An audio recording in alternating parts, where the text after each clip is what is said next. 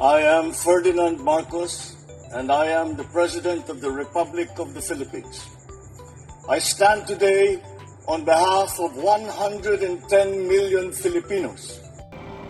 Hello people and hello universe, it's me again. Shout out sa inyo mga Beshwa, sa mga Marcos Loyalists and supporters, sa mga OFW and mga Pilipino sa buong daigdig. Shout out po. Nako, magandang balita ito guys sa mga taga Sorsogon, no?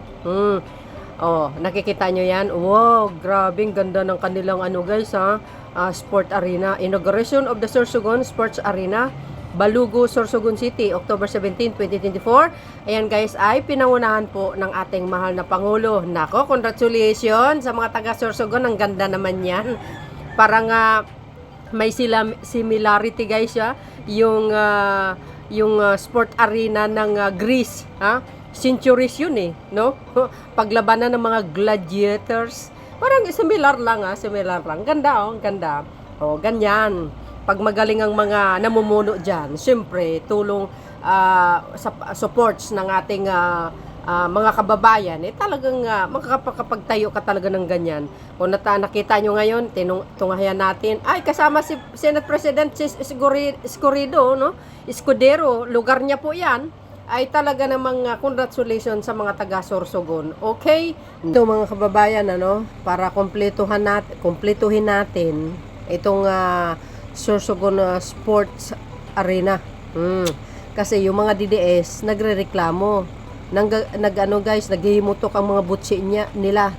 Ito daw ay panahon ni Digong. Bakit? Sinabi ba ng mga taga Sorsogon panahon ni Pangulong Marcos Jr.? Nagkataon pumunta ang Pangulo doon, binisita niya yung mga project niya dyan sa Sorsogon, at isa pa, kung baga ngayon lang binuksan ang Sorsogon Sport Complex Arena na yan dahil nga festival nila. Ano bang tawag sa festival nila? Nakalimutan ko mga kababayan. So, pinangunahan ni Pangulong Marcos Jr. Para detalyado naman mga kababayan, ito the Sorsogon Sport Complex, which is composed of the Department of Education Sorsogon Building, the PED, the Gymnasium, and the Sorsogon Sports Arena. Ay, ganun pala yun. Started construction in 2018 under the leadership of then Governor and now Senate President Francis Escudero. See? Pattern after Rome's Coliseum. Sabi ko tama nga yung sinabi ko nakahawig sa Rome Coliseum. Parang ginaya, no?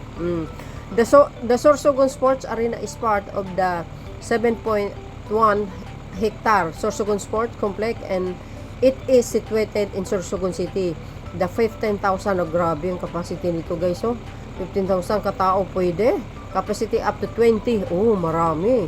No, full post capacity arena is ready to host not just local sports activities but also international and national events. Ang balita ko kasi dito gaganapin ang palarong bansa dyan sa Sorsogon. Wow, ganda ng nila. Nakita nyo siguro mga kababayan, makikita nyo yan. Ang ganda ng arena na yan. Then, ito pa sa mga DDS, kayo naman, masyado kayong masiba, no?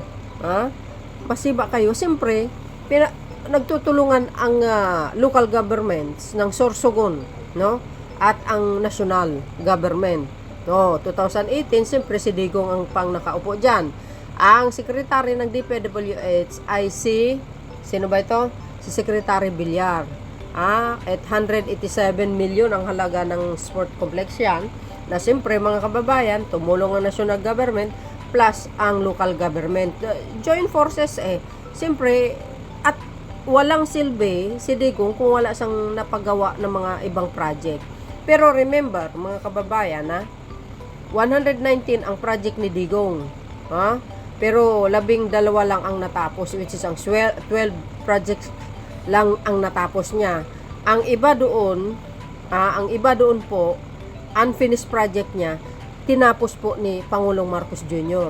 Kung iba ang nakaupo sa Malacanang, sa tingin nyo kaya tatapusin niya? Baka hindi no? Magpasalamat na lang kayo. So, pumunta ang Pangulo dyan, ay binisita po ang isa sa mga project na pinagawa niya. Hindi ko alam kung ano yun. Sa next video ko mga besa. So, congratulations sa ating mga, sa mga taga Sorsogon. Mga DDS, malinaw ba? Kayo naman, lahat na lang kay Digong. Walang nang aangkin. Sinabi man ni Pangulong Marcos Jr., inangkin niya, kayo naman.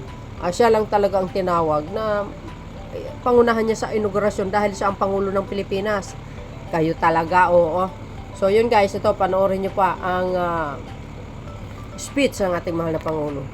Sa puntong ito ay inaanyayahan natin ang mahal na Pangulo para pangunahan ang unveiling ng project marker ng Sorsogon Sports Arena.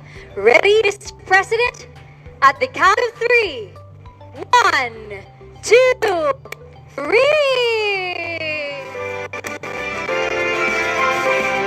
The marker reads as follows. Sorsogon Sports Arena, inaugurated by His Excellency Ferdinand R. Marcos Jr., President of the Republic of the Philippines, City of Sorsogon, Sorsogon Province, October 17, 2024. Let us give them a round of applause.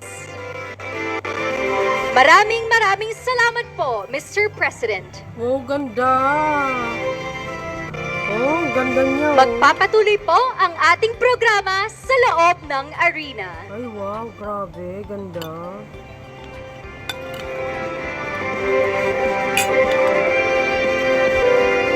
Ganda ng stadium nila. Nakakainit man yun.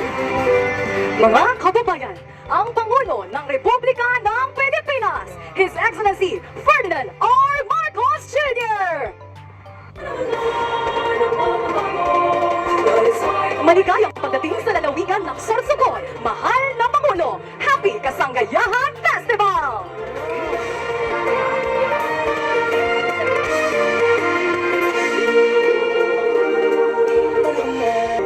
Ang ganda ng stadium nila, Nako, congratulations naman yarn. Yan, kasama ang Senate President, mga kababayan. Ayan. Wow. Galing.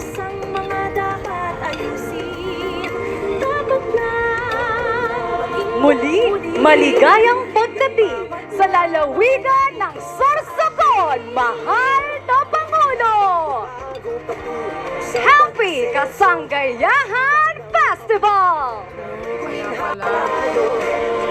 Malaki natin sa mundo at ipamalas ang bagong Pilipino at bagong Pilipinas.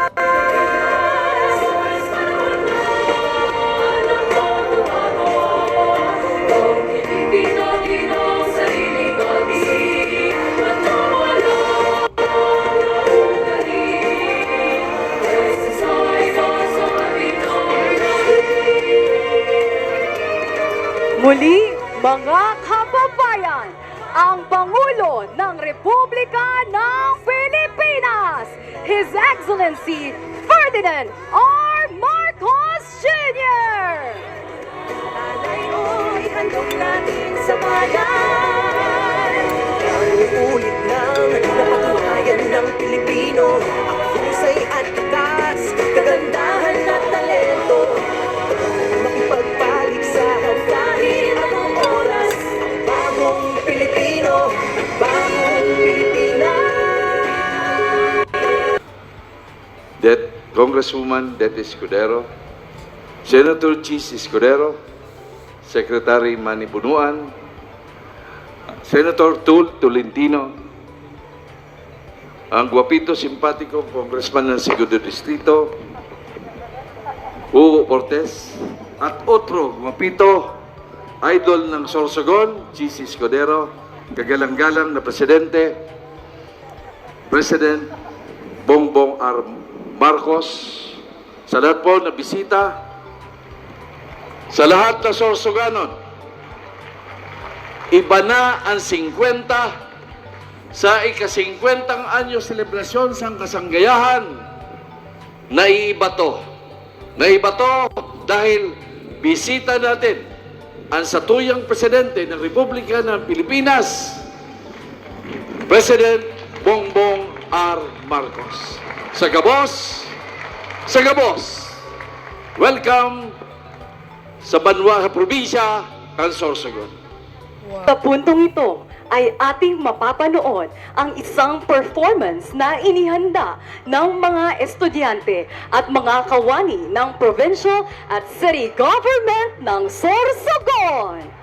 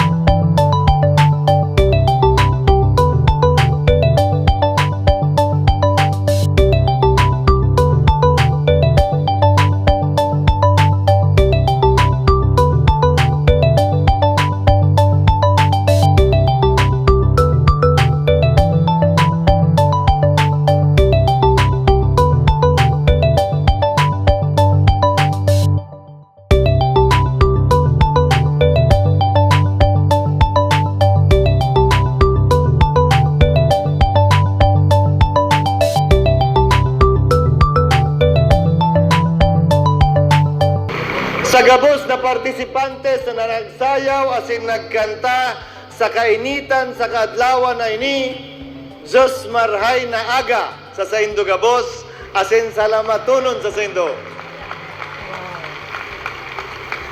Mr. President, ito na marahil ang pinakamalaking venue ngayon sa pamamagitan ng Sorsogon Sports Arena sa buong Bicol Region na tunay namang pinagmamalaki namin mga Sorsoganon.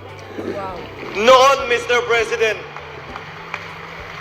pag tinatanong kami kung tiga saan kami, minsan pabulong lamang naming sinasabing taga-Sorsogon kami. Pero ngayon, tuwing may magtatanong sa amin kung tiga saan kami, taas noon ang sasagot ang mga taga-Sorsogon. Taga-Sorsogon ini, Sorsoganon ini. Maraming bagay, Mr. President, ang pwede naming pagmalaki, pero higit sa lahat, pinagmamalaki namin na aming mga kababayang Sorsoganon. Tulad na ibang Pilipino na nakalipas ng COVID, marami kaming hamon na kinaharap. Pero sa pamamagitan ng pagkakaisa at pagtutulungan, nalampasan po namin ang bawat hamon na yon. Nais ko din bigyan kilala ang mga nagsayaw din pala sa bleachers. Salamatunon, nagsayaw man palang kamo. Maski na kamay lang ang gamit nyo, sige na rin, nagsayaw na rin kayo. Mr. President, hindi pa kami tapos at malayo pa ang aming lalakbayin. At buong aking paniniwala na sa tulong ninyo sa ilalim ng inyong administrasyon at sa prinsipyong sinusulong ng inyong pamahalaan na Build Back Better, marami pa kaming magagawa, marami pa kaming mapapatunayan, marami pa kaming makikita upang sa gayon ay maisakatuparan namin ang aming pangarap at mitin para sa aming inang lalawigan, gayon din sa aming rehiyon ng Bicol. Mr. President, thank you for visiting our beloved province and we warmly welcome you to the province of Sorsogon. Maraming salamat sa ating kalihim ng Department of Public Works and Highways, Secretary Manny Bonuan. Upo tayo. Bago ako tumuloy, magbibilad ba talaga kayo sa araw hanggang ano? Ha? Masisira yung mga kutis ninyong napakagandang mga Bicolanang kutis. Magmumukha kayong Ilocano pagkatapos ng araw na ito.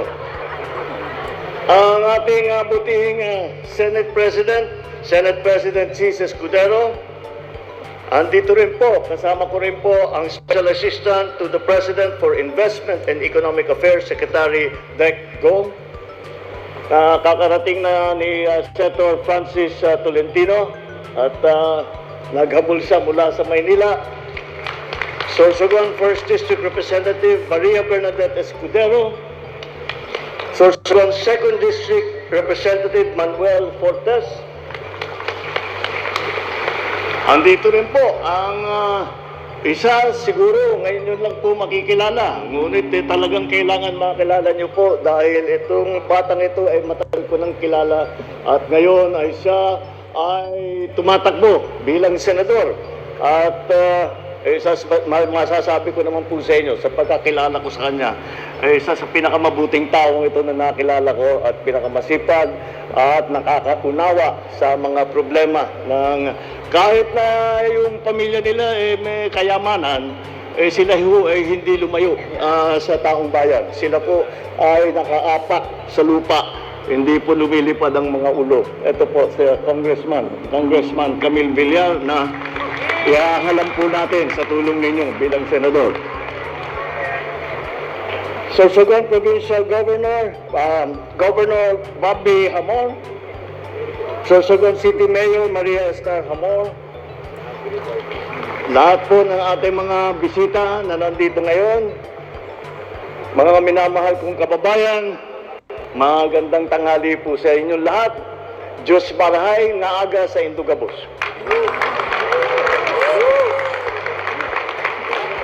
Maraming salamat po ay sa napakainit po na pagtanggap at pagsalubong ninyo sa akin dito sa Sorsogon. At ngayon na po nang nakakita ng ganito, nagsasayaw ng ganito karaming tao.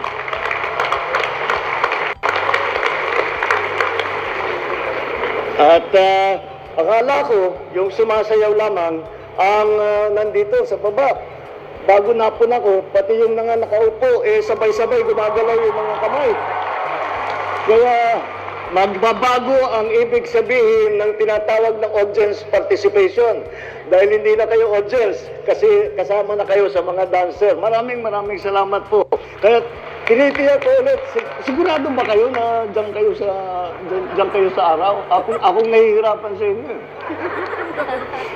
Bago ang lahat, nais ko munang batiin ang lahat ng masusuganon sa inyong ika-130 anibersaryo ng pagtatatag ng inyong lalawigan at sa ika-50 Kasanggayahan Festival. Sa araw na ito, muli tayong nagsama-sama upang pasinayan ang Sorsogon Sports Arena na ipinagmamalaki ng buong Bicol Region ngayon.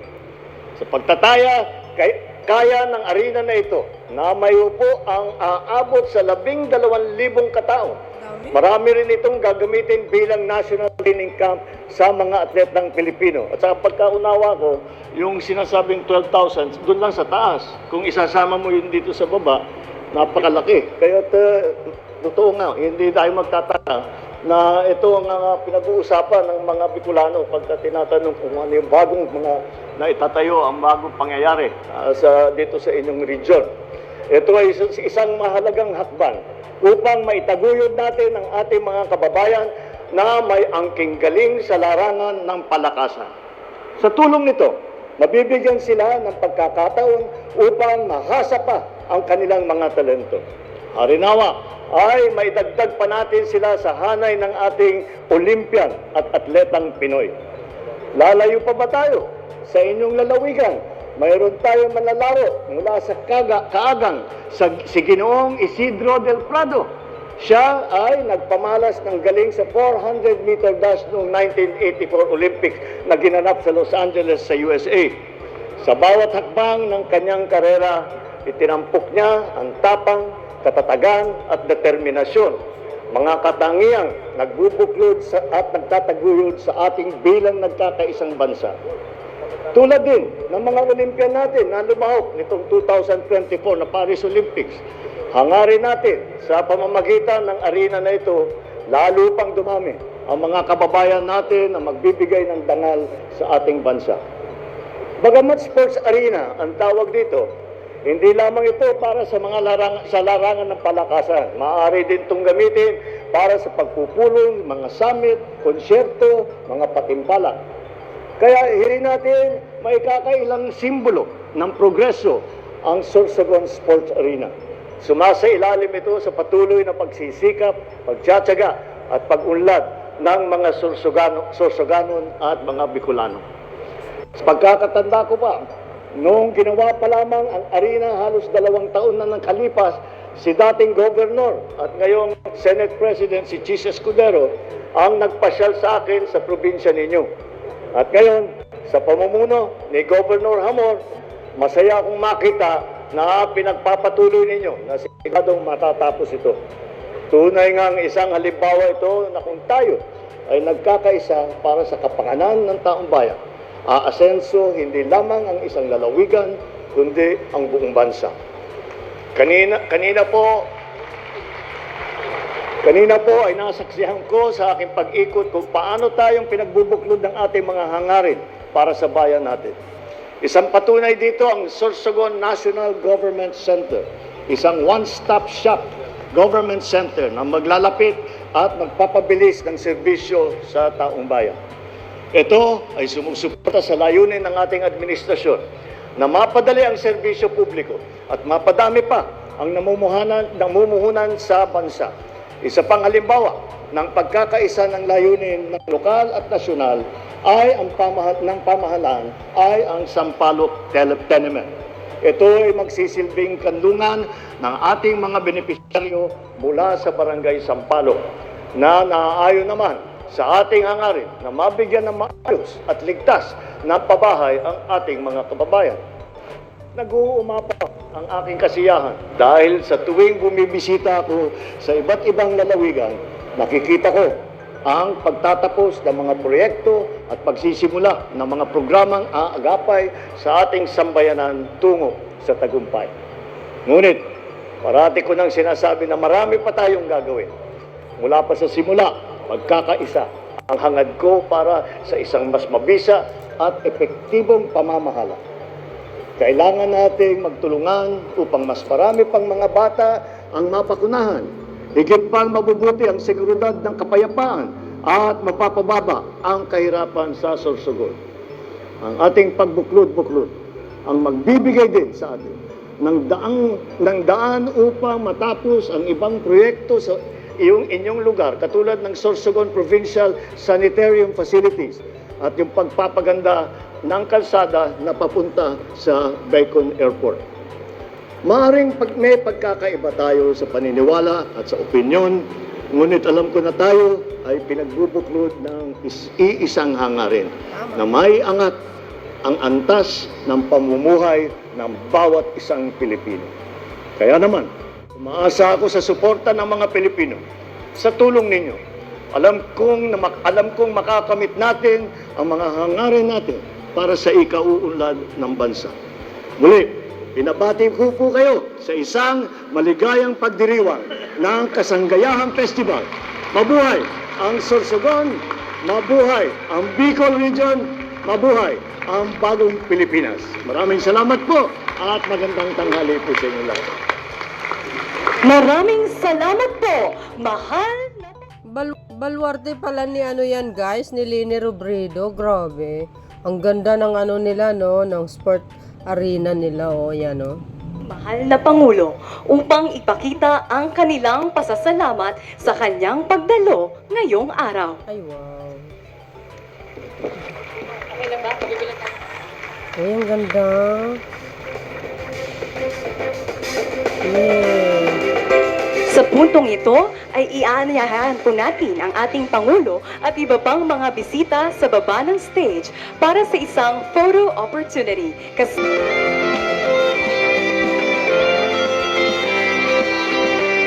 Ang ganda talaga ng ano nila, oh. Nakakamangha. Yan, oh, sa pagtutulungan nila yan, mga kababayan. Oh, see? May pinagmamalakan na silang ano, guys, ha? Sport arena. Wow, galing. Oh, ay naku, takbo. Selfie pa more. Ayan, galing. Shout out sa mga taga Bicol. Ayan, Sorsogon. Si Sir Dante Barbellas, taga dyan yan eh. Ha? Isa sa mga pro-government na sinusuportahan ng ating mahal na Pangulo, sa totoo lang, no? No, so yun guys, oh. Wow, ayehe. Ayan, no? Talaga naman, oh. Galing. Ang ganda ng ano dyan, guys, ha? Ang well, as usual, laing, guys, the favorite. Masarap ang laing nila, mga bes, ha? Dyan sa Bicol. 'Di ba galing sa kanila 'yan? Isa sa mga well-known na mga na ano guys, ha, na pagkain. Mga pasalubong at magagandang mga tanawin actually sa Sorsogon, sa Bicol region. Magaganda mga tanawin diyan kaya. Sa totoo lang. At syempre, no? At napakaganda yung kanilang sport arena, naloka ako, no? Grabe, oh. Oh, see? You see, guys? Yan, dinudumog si Pangulong Marcos Jr. Oh, ang mga sa mga kakamping, shout out sa inyo, mga kakamping. Ayan, oh, 'di ba, guys? Taga ano yan, mga Bicol, mga baluarte ni Madam Lini.